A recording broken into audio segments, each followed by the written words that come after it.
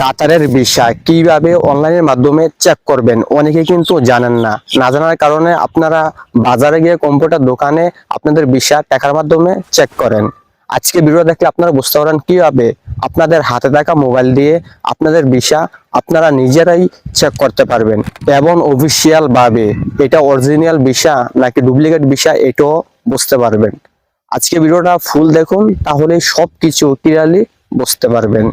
আমি এখন স্ক্রিনে দেখিয়ে দেব। স্ক্রিনটা লক্ষ্য করুন কিভাবে আপনাদের ভিসা চেক করবেন।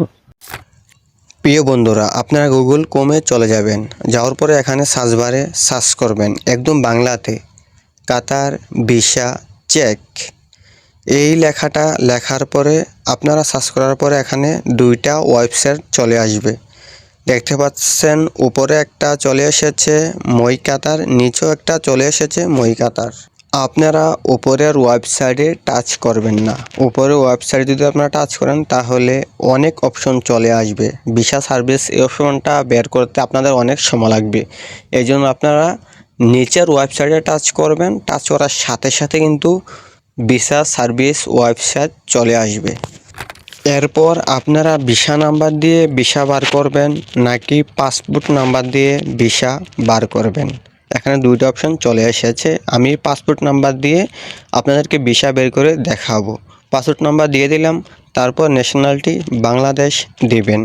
এখান থেকে আপনারা বাংলাদেশটা সিলেক্ট করে নেবেন।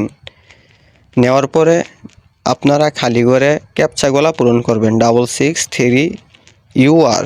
এটা পূরণ করার পরে আপনারা নিচে সাবমিট অপশন পেয়ে যাবেন। নিচে সাবমিট অপশন পাওয়ার পরে আপনারা সাবমিট করবেন, সাথে সাথে আপনাদের ভিসা চলে আসবে।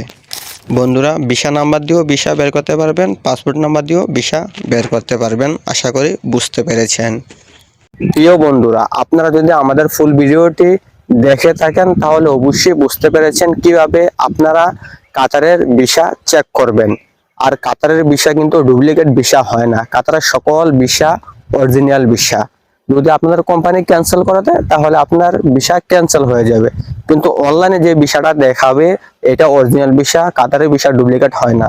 ভিডিওটা যদি উপকার হয়ে থাকে তাহলে আমাদের চ্যানেলটি সাবস্ক্রাইব করে পাশে থাকতে পারেন। দেখা হচ্ছে অন্য ভিডিওতে।